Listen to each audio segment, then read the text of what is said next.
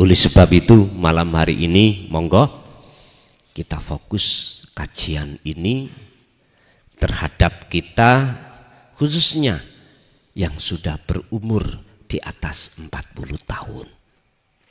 Kapan lagi sisa umur kita kalau tidak rohaniah kita gunakan untuk mendekat dan bertemu Allah. Di sela-sela jasmaniah kita melakukan kewajiban terhadap keluarga. Assalamualaikum warahmatullahi wabarakatuh. Para pemirsa yang dirahmati Allah Subhanahu wa taala, pada kesempatan kali ini kami akan menyajikan sebuah tausiah dari Kiai Haji Mukhlason Rosyid dari Mojokerto. Marilah kita sama-sama menyimak dan mendengarkan apa yang disampaikan oleh beliau. Semoga Kiai Haji Mukhlason Rosyid senantiasa diberikan kesehatan oleh Allah Subhanahu wa taala dan diberikan umur yang panjang sehingga dapat selalu membimbing kita semua ke jalan Allah Subhanahu wa taala. Amin amin ya rabbal alamin. Kajian malam hari ini kita akan mencoba mengurai apa maksud dan tujuan Allah memasukkan kita di alam dunia dan pada akhirnya akan kemana.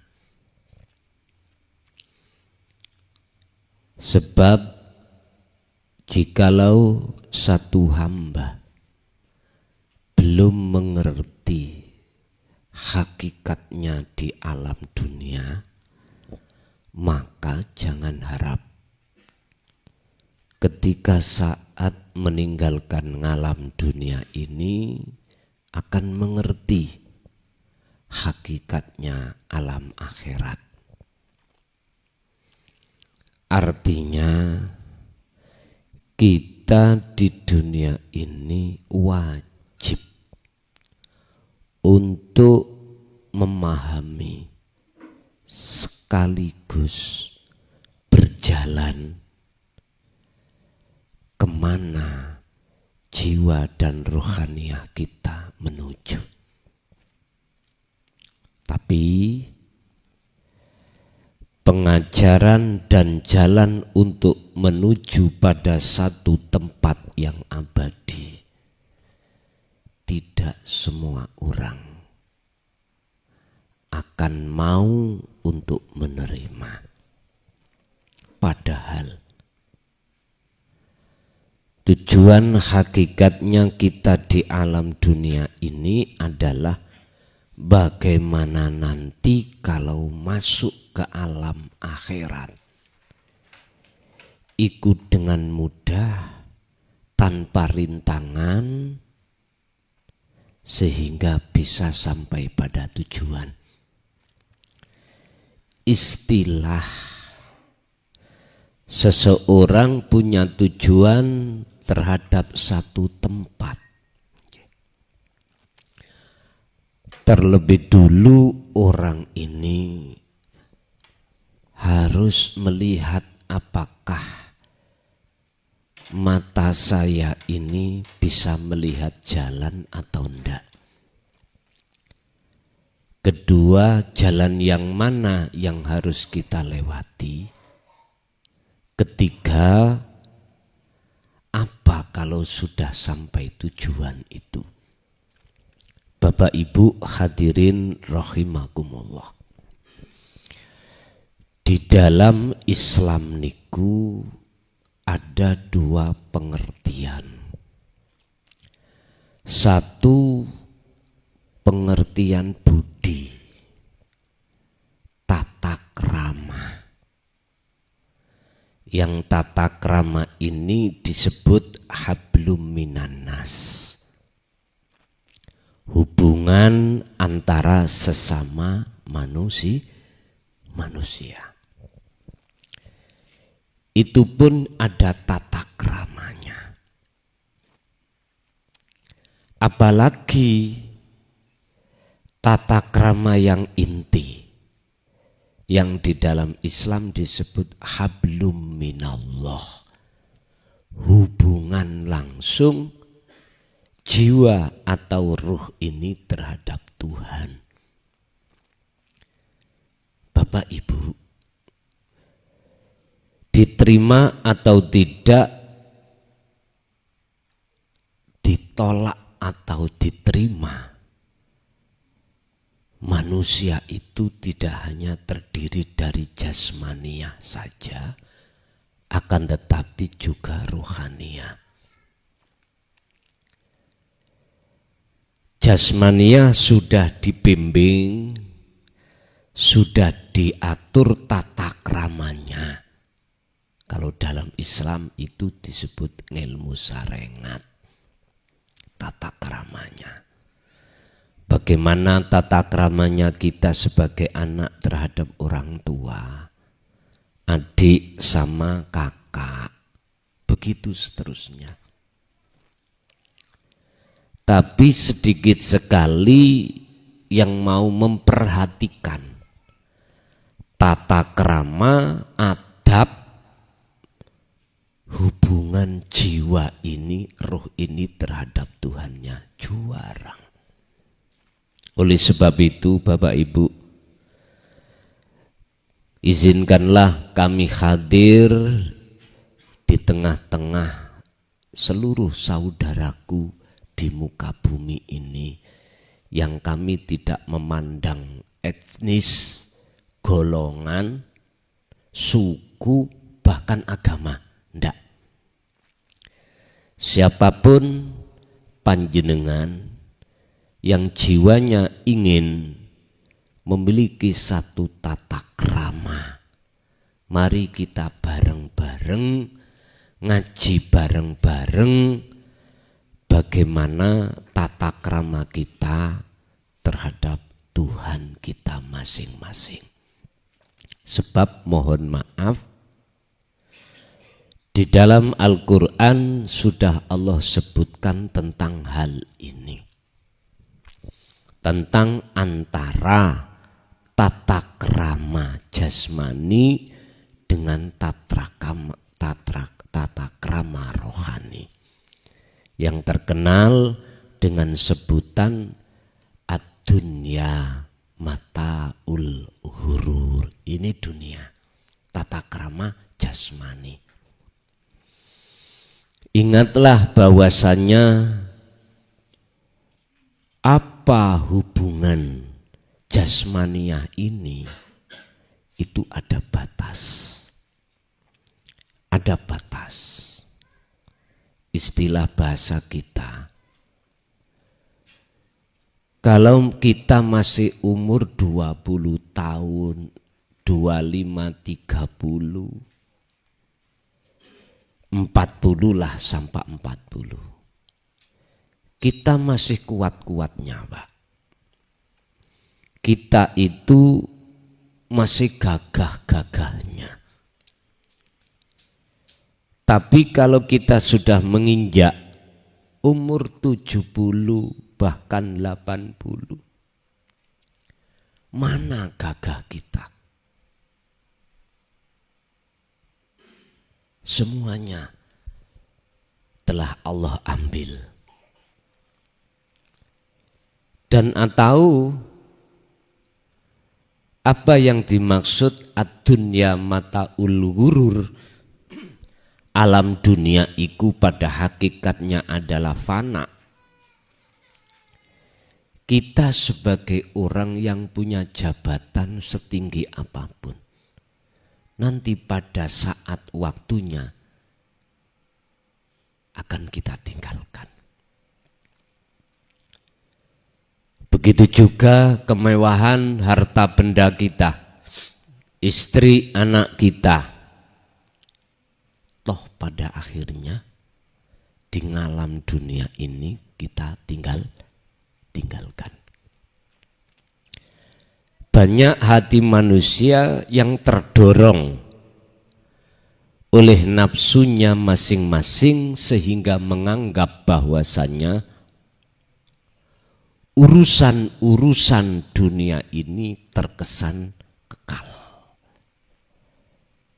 Memang itu visi dan misinya nafsu.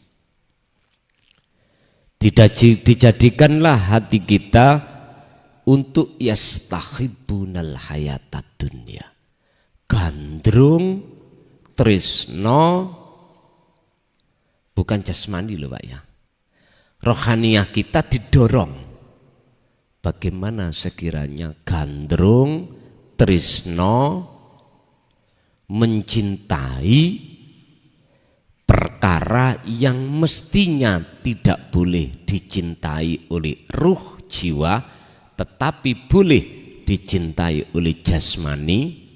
Rohaniah kita terdorong ikut-ikutan. Akhirnya apa? Alal akhirah, pasti kita akan lupa rohaniah jiwa kita tentang alam akhirat, tentang alam kekekalan. Bapak Ibu hadirin, ini pelajaran buat kita pada saat kita dulu ditarbiyah ibtidaiyah atau SD, sanawiyah atau SMP, aliyah atau SMA. Tarbiyah adab, tata krama tentang jasmaniah sudah dipelajarkan. Lah, malam hari ini kami akan membahas bagaimana etika, akhlak, tata krama, jiwa, ruhaniah hati kita pada Tuhan. Ini yang malam hari ini akan kami bahas. Sebab inilah perjalanan yang tidak ada batas. Kalau jasmaniah tadi ada batas. Selama di dunia ya sudah selesai. Nah, ini perjalanan ruhaniah kita dalam rangka untuk mendekat dan bertemu terhadap Allah. Terlebih dahulu sayugjanya dididik tentang ilmu tata krama. Niki kalau bahasa kitab hikam niku disebut akhlak ilahiyah. Akhlak tata krama yang sebangsa dengan ketuhanan.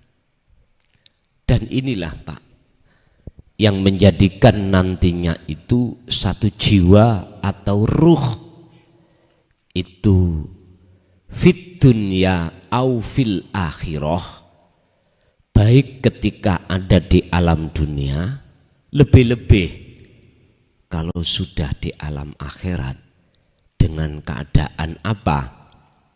Bisalamin aminin.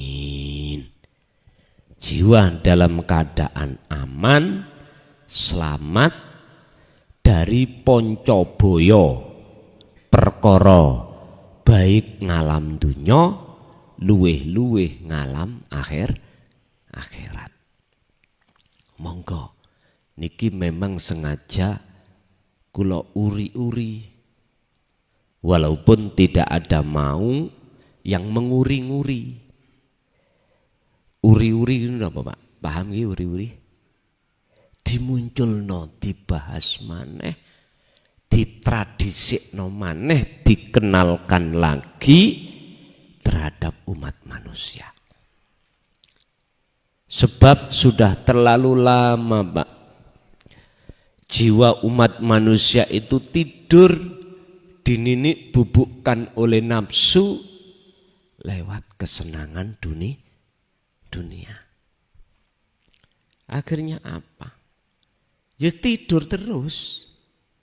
Sehingga ada pembahasan di dalam orang-orang dahulu dulu yang disebut hati yang dininik bubukkan oleh nafsu disebut hati ingkang mati. Iki disebut batang urip. Sebutan batang niku ambune mesti ora penak Pak. Sebutan batang niku bangkai ya. Bahasa Indonesianya adalah bangkai. Mesti baunya enggak enak. Artinya apa? Perilaku rohaniah kita di mata Tuhan itu disebutkan, dikatakan sebagai perilaku zalim ing ngersane Allah. Naudzubillah. Niki tertuang di dalam surah Al-Anbiya ayat 87. Inni kuntu minadz zalimin. Sak temene ingsun. Bahasane ngeten. Inni kuntu minadz zalimin.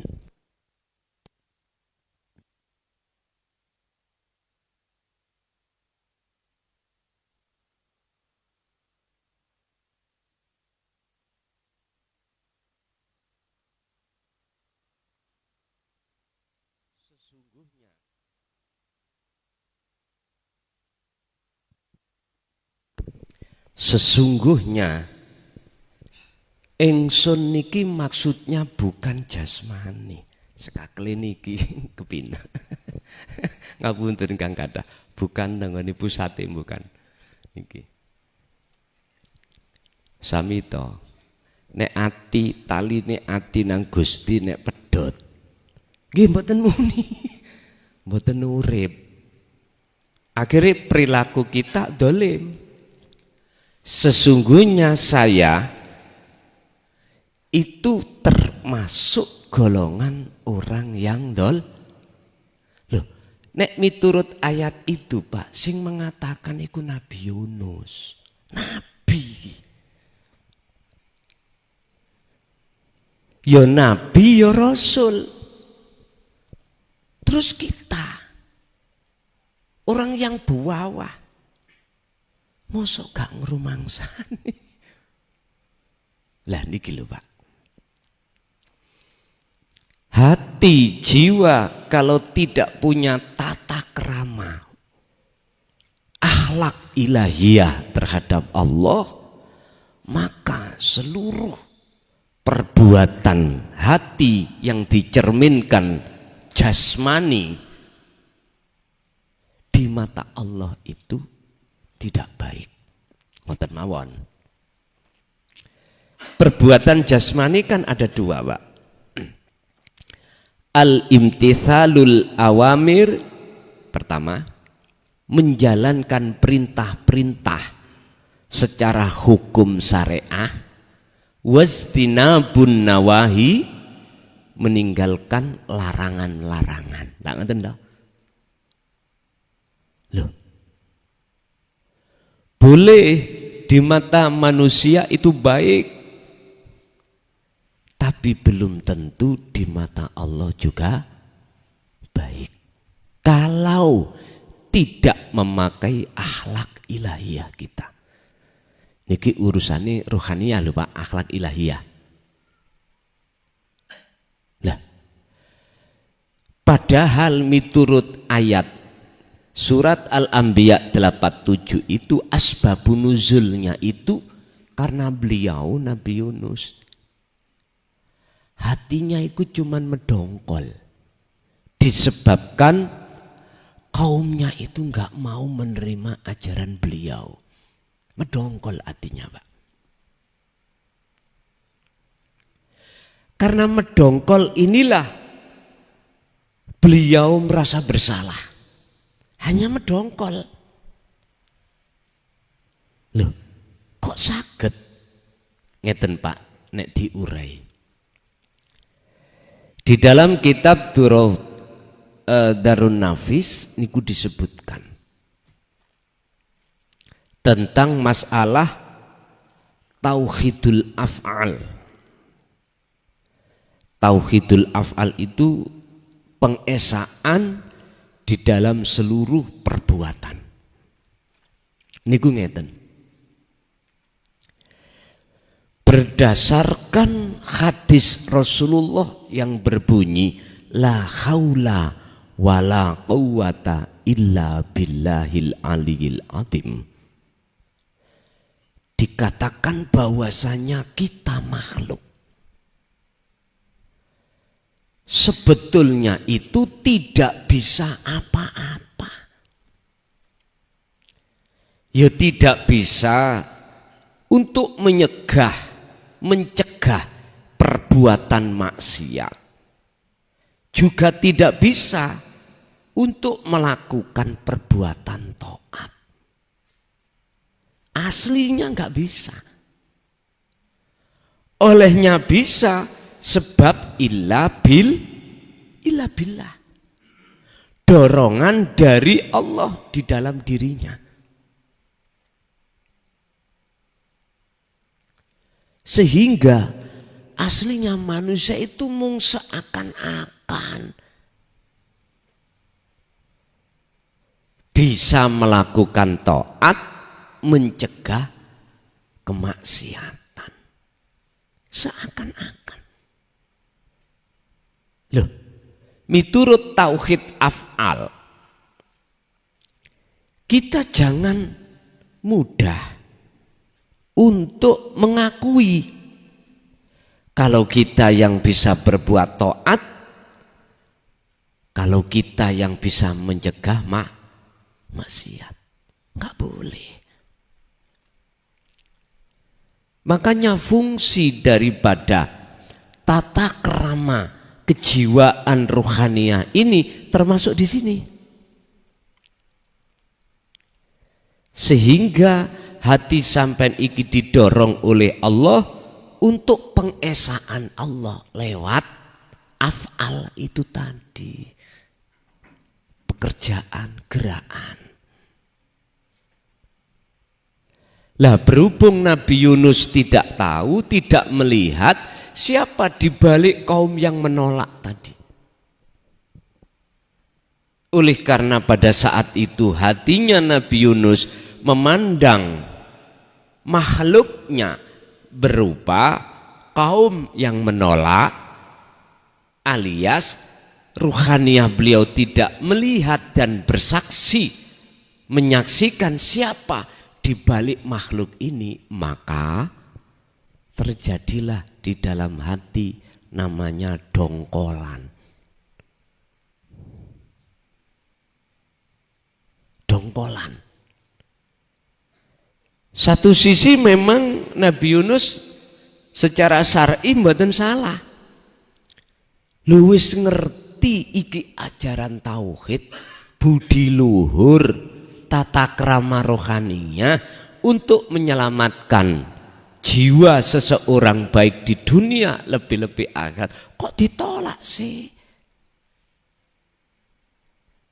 Satu sisi lah kata si bener nih.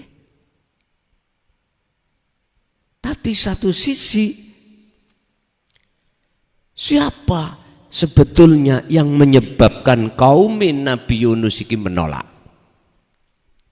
Mestinya yang harus kita urai, mengapa Allah menggerakkan penolakan dan mengapa Allah menggerakkan menerima. Sebab pendidikan etika akhlak ilahiyah ini disampaikan di tengah-tengah umat manusia, itu mesti hatinya umat manusia terpecah menjadi dua. Miturut Al-Qur'annya, faminhum man hadallah.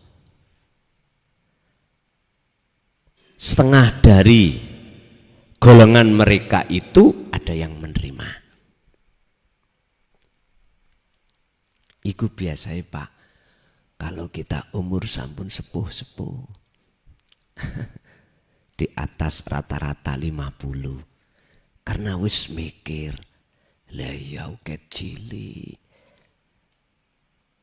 atiku seneng nanggone kesenangan dunya kapan mari ini. Nek jasmani wajib kita kerja, wajib kita mencari nafkah, karena kita kita ada kewajiban untuk memberikan nafkah keluarga, wajib. Jasmani wajib. Cuman rohani Makanya orang yang sadar itu kebanyakan sampun mendekati tua, bahkan yang sudah tua.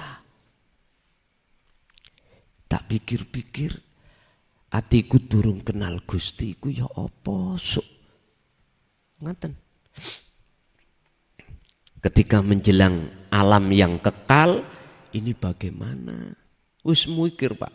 Akhirnya beliau termasuk golongan faminhum man hadallah, orang yang ditakdirkan Allah bisa menerima hidayah, petunjuk. Tapi jangan berhenti di situ dalam ayat.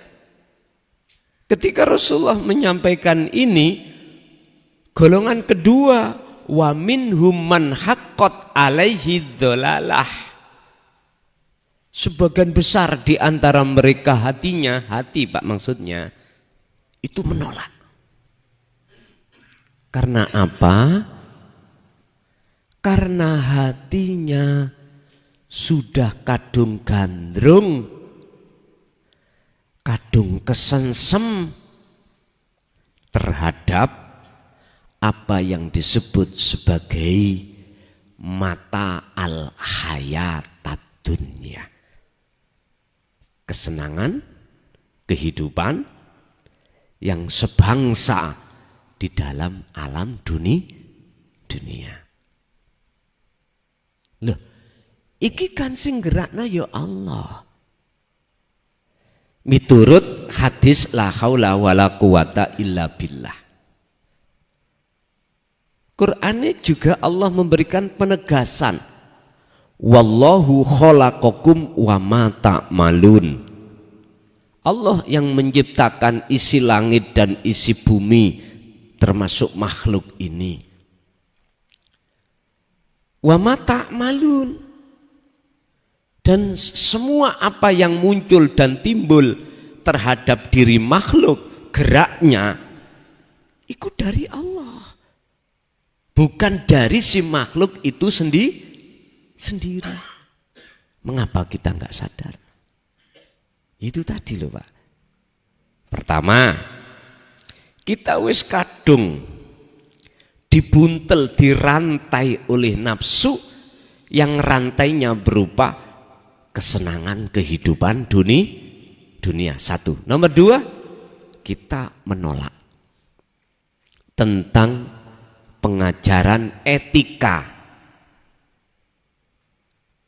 toto kromo hablum minallah, tata krama rohania kita, hati kita kepada Tuhan. Itu persoalannya. Makanya dengan rasa rendah hati pada malam hari ini kami mencoba untuk menghidangkan bagaimana cara etika kita untuk bisa sampai pada Tuhan di saat kita itu jasmani ini melakukan dua ibadah, murni dan tidak murni, mahdoh dan ghairu mahdoh. Murni yang kami sebut sebagai nek cara umat Islam, sholat, zakat, poso, haji, apapun miturut bahasa umat Islam. Selain umat Islam, mana tindakan-tindakan jasmani yang berbau menembah kepada Tuhan. Bahasa agama lain juga sebutannya lain, gak ada masalah. Bahasa tempat ngibadai wong Islam masjid, tempat ngibadai orang lain, sebutannya tidak masjid. Ada yang mengatakan gereja, ada yang mengatakan wihara. Janganlah ini diperdebatkan. Sing penting bagaimana cara ngibadah murni, hati jenengan kali kula niki punya akhlak. Karena di dalam Al-Quran ketika Allah menciptakan manusia itu tujuannya hanya satu, yang diperintahkan, wa ma umiru illa liya'budullaha mukhlishina lahuddin, hanya menyembah, menghadap. Bapak Ibu, bagaimana mungkin jiwa ini akan bisa menghadap kepada Tuhan kita dengan benar tatkala tidak terlebih dahulu mengenal tata krama, akhlak ilahiyah? Mboten mungkin bisa. Istilah bahasa Solo, Jogja, Pak. Di situ ada keraton. Kita untuk bisa bertemu sang raja, itu pun ada aturan, tata keramanya. Istilah kita sebagai anak kepada orang tua, gaya cara berbicara pun tidak sama dengan sesama teman. Harus punya tata krama. Orang Jawa itu Pak, ya setahu saya, tentang tata krama itu dijaga Pak. Teman dijaga.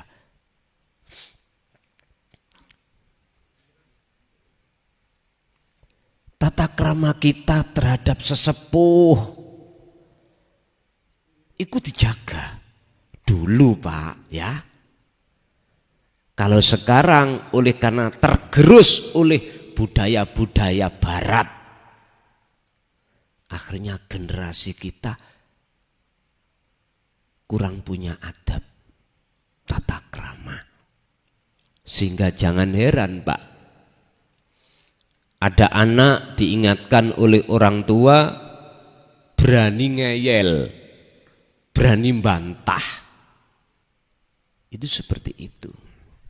Makanya malam hari ini kami kembali ke laptop, kembali bagaimana menanamkan budaya di tengah-tengah manusia, jasmani dan budaya ruhaniah terhadap Tuhan kita. Makanya ini nanti kami akan membahas, mengulang daripada pembahasan tadi malam, cara bagaimana jiwa ini ketika jasmaniah melakukan satu perbuatan menembah kepada Tuhan, hati kita juga membawa tata krama. Istilah bahasa Thariqah, bagaimana si Salik ketika suluk membawa akhlak ilahiyah, akhirnya bisa ketemu Allah bagaimana. Sebab seluruh thariqah khususnya di Indonesia, tujuan thariqah dihadapkan terhadap si murid ketika khususiyah, ketika suluk, diharapkan supaya bisa wusul ketemu Allah Subhanahu wa ta'ala.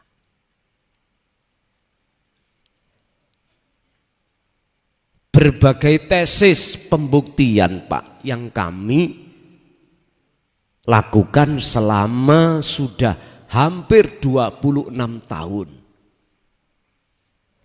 Mohon maaf jikalau tesis saya salah. Iki saya bicara penelitian saya, bukan penelitian jenengan. Tapi bukan berarti saya berpedoman penelitian saya itu terus menyalahkan hasil penelitian jenengan. Boten salah paham. Miturut penelitian saya atau tesis saya di tengah-tengah saudara-saudaraku yang sudah tergabung di dalam organisasi thariqah, baik yang dikatakan thariqah itu mu'tabaroh wa ghairaha atau belum bisa dikatakan mu'tabaroh, hasilnya adalah umpama kula prosentasi ndugi wusul lho ya, hanya di luar 99,9%. Sing gak wusul 99,9%, sing wusul tinggal pinten niku. Ya niku. Ini tesis saya. Setelah kami pelajari apa yang menyebabkan hal ini, sehingga banyak didominasi bagi kita yang tidak bisa wusul, apa sebabnya? Bila mana diizinkan malam hari ini kami akan buka dan kami bongkar, tapi tolong saya tidak ada niat dan tujuan untuk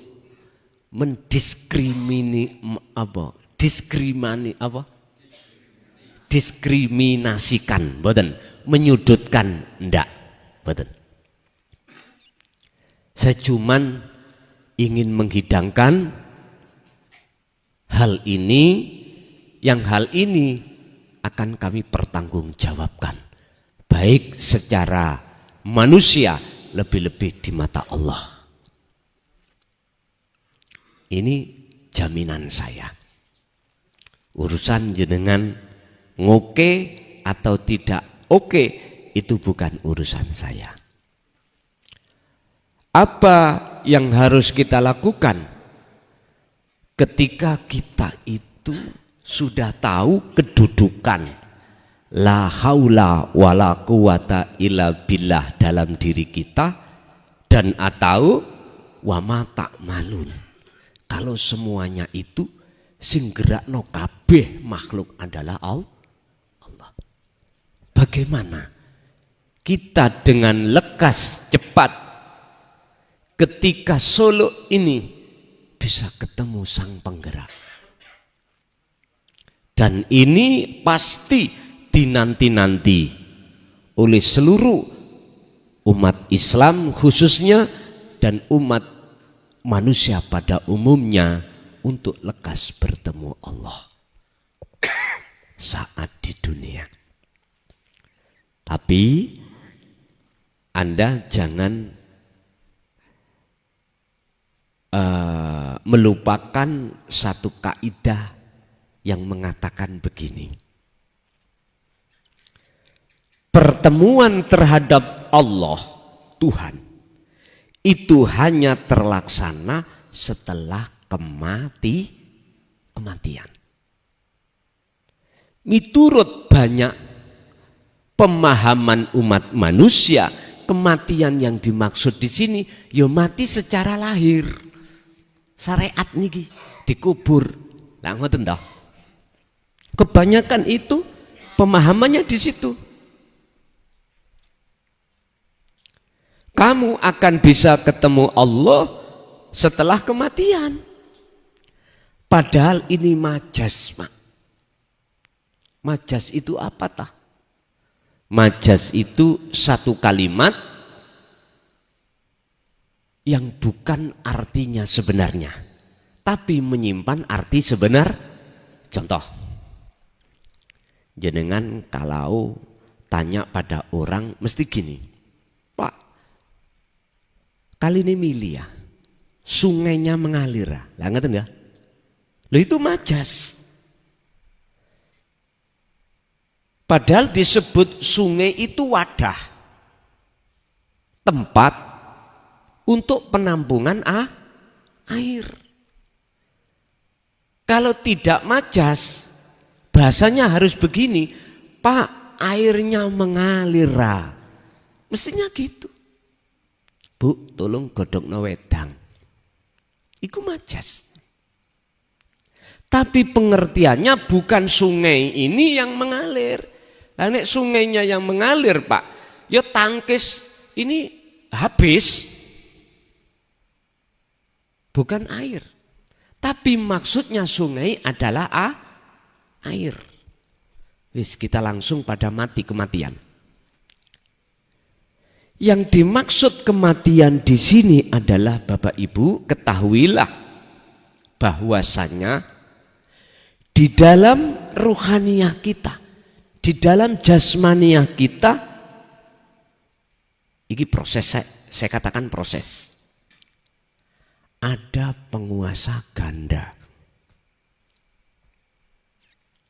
Ini berarti belum bertuhan Pak ya. Tapi kita proses biar enggak salah paham. Pertama, yang disebut iblis pada umumnya nafsu. Arahnya kemana?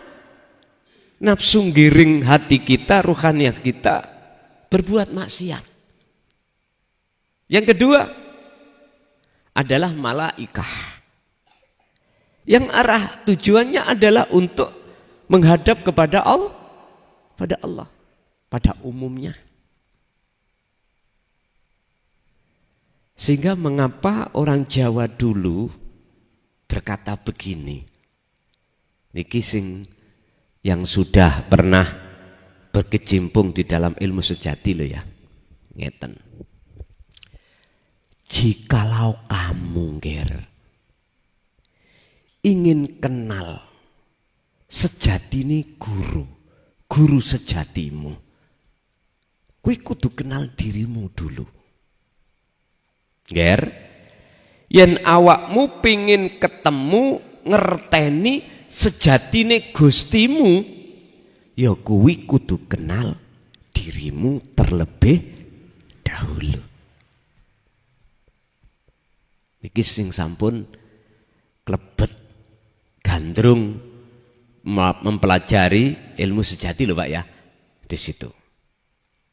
Duh, ini benar Pak. Ini dawuh sing khusus hubungannya dengan akhlak ilahiyah atau hakikat makrifat. Cuman bahasanya tidak disebutkan sesuai dengan kitab mengatakan sirul ma'rifah boten, ilmu ma'rifat boten. Karena orang Jawa nggak paham dengan bahasa Quran, bahasa Arab. Dulu niku wonten antum ukhti, wonten apa? Mboten enten. Dulu niku mboten enten. Celukan Habib mboten wonten. Habib mboten enten. Sesepuh, pini sepuh, sing ditokohkan, Romo, gitu ya. Loh, budaya yang seperti ini akan kami angkat yang selaras dengan maksud guru sejati, yang selaras dengan pelajaran ilmu tauhid, yang selaras dengan pendidikan akhlak ilahiyah. Inilah tugas Rasulullah di dunia itu, hanya menyempurnakan akhlak manusia. Innama bu'ithu liutammimma makarimal akhlak. Niki sing fanatik dengan hadis dibuka iki sahih. Aku tidak akan diutus Allah ke bumi ini kecuali untuk menyempurnakan akhlak manusia. Berarti akhlak manusia itu kesempurnaannya ada dua, jasmani dan rohani. Jasmani kepada sesama manusia, rohani langsung terhadap Allah. Untuk malam hari ini kami akan mengupas tentang masalah akhlak langsung kepada Tuhan. Bapak Ibu rahimakumullah. Setelah kita itu dipahamkan Allah terkait beberapa proses niki, otomatis yang tadinya kita memandang dua penguasa, malaikat dan dan iblis atau setan atau nafsu, jiwa kita akan memandang siapa di balik keduanya ini. Tadi Allah katakan wa ma ta'malun. Disebut makhluk itu karena diciptakan. Disebut khalik karena yang menciptakan. Wa ma ta'malun, dan apapun ta'maluna kang podo ngelakoni sapa makhluk. Berarti makhluk ini kan tidak hanya manusia, malaikat lah makhluk nggih, setan nggih makhluk. Orang kalau sudah mengenal dirinya atau sudah berakhlak ilahiyah, tidak gampang melihat kedua makhluk ini, enggak. Dia akan memandang ruhaniyahnya itu, ainul basirohnya, mata hati ruhaniyah ini, memandang yang sebenarnya siapa di balik keduanya ini. Sebab Pak, iblis nggodha jenengan, nafsu nggodha jenengan, kalau tidak diizini Allah dan digerakkan Allah, ya ora iso. Malaikat pun juga begitu. Kalau tidak ada izin dan penggerakan dari Allah, tidak akan pernah malaikat itu bisa memberikan petunjuk. Ini harus kita sadari. Lah, akhlak tata krama ilahiyah ini tidak diajarkan untuk memandang makhluknya, tapi memandang yang sebenarnya di balik makhluk itu siapa. Kalau kita mengacu berpedoman dari hadis Rasulullah yang mengatakan la haula wala quwata illa billah, maka wajib bagi seseorang hatinya mempunyai sinyal, akses atau pandangan terhadap siapa di balik keduanya ini. Niki Pak, inilah Pak yang disebut wasilah, sesuai dengan firman Allah di dalam surah Al-Maidah ayat 35. Gusti Allah dawuh ngeten, bagi hati seseorang yang ingin bertemu Allah di balik dua makhluk ini, wajib dia itu mendapatkan, membawa wasilah. Wasilah itu apa? Penyambung antara jiwa ruhaniyah dengan Allah. Ibarat mik iki Pak, antara mik dengan mixer. Nek niko namine mixer, nek niki mik. Ya. Harus ada penyambung tali. Jikalau menginginkan speaker itu bisa bunyi, wajib seluruh hati umat manusia yang tidak pandang agama apapun, awalnya itu Allah sudah kasih namanya habel. Orang Jawa gak habel, Pak. Habel itu artinya ya penyambung, kabel. Wong Jawa kabel. Membaca hak niki angel. Wis kabel pedoai. Sami mawon, jangan diperdebatkan. Sing penting paham fungsinya. Walaupun sudah ada kabel, Pak, kok yo di tengah-tengah kabelnya ada yang putus, saged bunyi? Boten. Ini logis, Pak. Hati pun juga begitu. Ya. Nyun sewu. Antara jiwa atau kami sebut ruh dengan Allah. Yang kami sebut urip harus ada kabel atau habel. Dalam surat Al-Maidah ayat 35 disebut wasilah. Gusti Allah dawuh ngeten. Wabtahu, wajib bagimu, he hambaku sekalian. Ilaihi, yang hambaku ingin ketemu aku, mendekat lan ketemu aku. Mendapatkan apa? Mencari apa? Al-wasilata, ing tali atau jalan atau thariqah.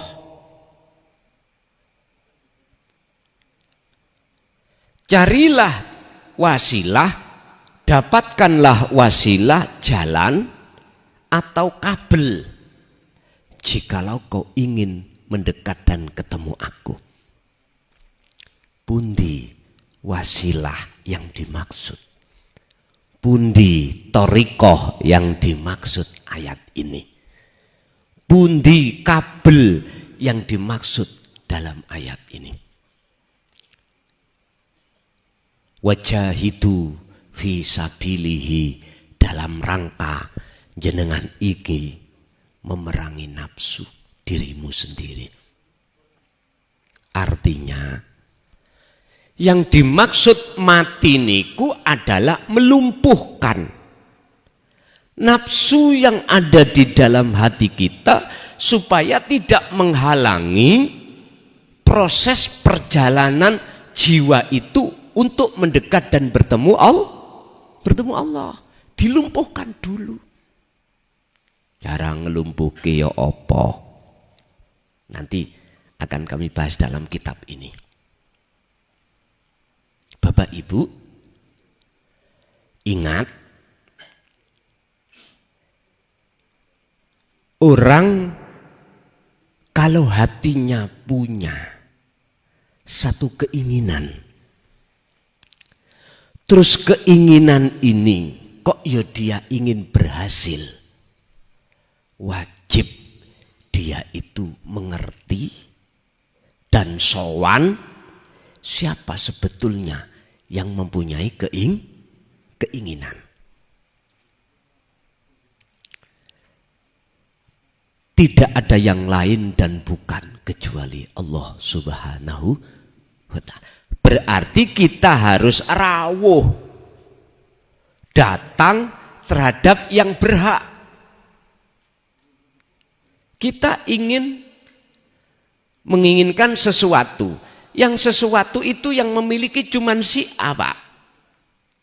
Maka wajib sampai ikut terlebih dahulu menemui si A.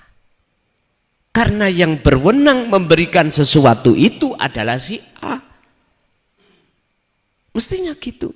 Ud'uni astajib lakum. Jalu'a sira kabeh ing ingsun. Jikalau kau mintamu betul-betul terhadapku, kalimat ini Pak, berarti kudu ketemu dulu. Yo astajib, mesti tak sembadani, iki janji Allah. Terlepas dengan keinginan apapun Pak, ini apapun. Sekarang pertanyaannya, bisa dibuktikan entah itu, ayat itu. Menurut kami Pak, menurut kami ya, iki wahyu, bukan hadis, bukan makalah, ijma' qiyas, bukan. Disebut wahyu langsung yang berkalam, yang berkata itu Allah. Langsung. Cuman kita sebagai umat Islam khususnya jarang memahami ayat ini. Jarang. Justru orang yang sudah sowan ing ngersane Allah meneng Pak, gak berani. nggak berani mengutarakan apa keinginannya.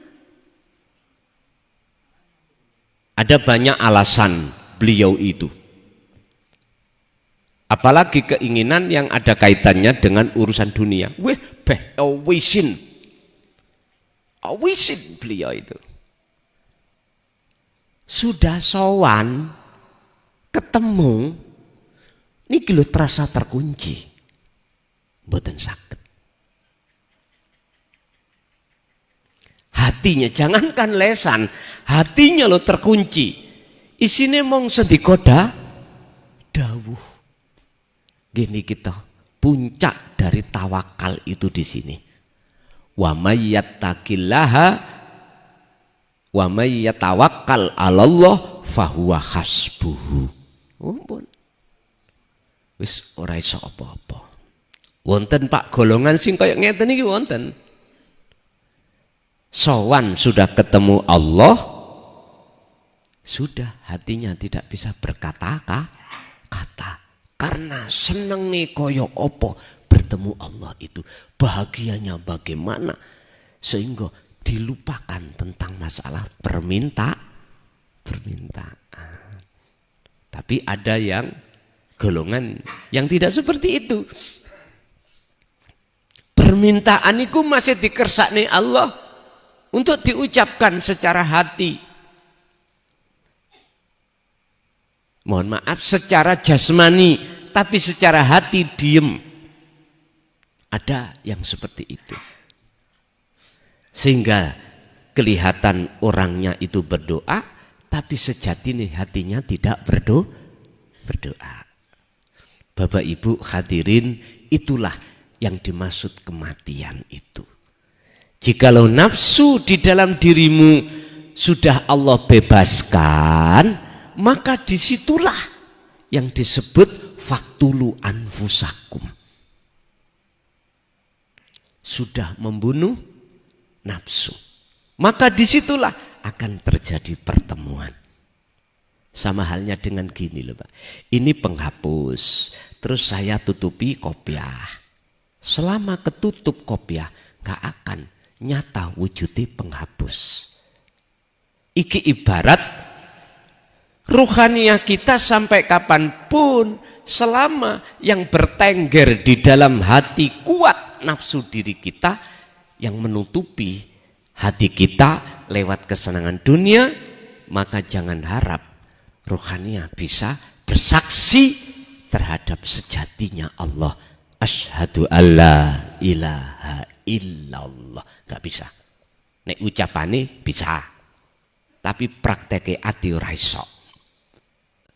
Wajib hukumnya jikalau kau ingin tahu siapa sebetulnya yang disebut Allah itu, siapa sebetulnya di balik layar malaikat dan iblis itu, siapa?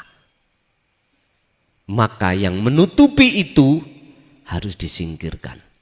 Istilah kopiah harus dibuang. Ini sudah. Terus bagaimana caranya seperti ini?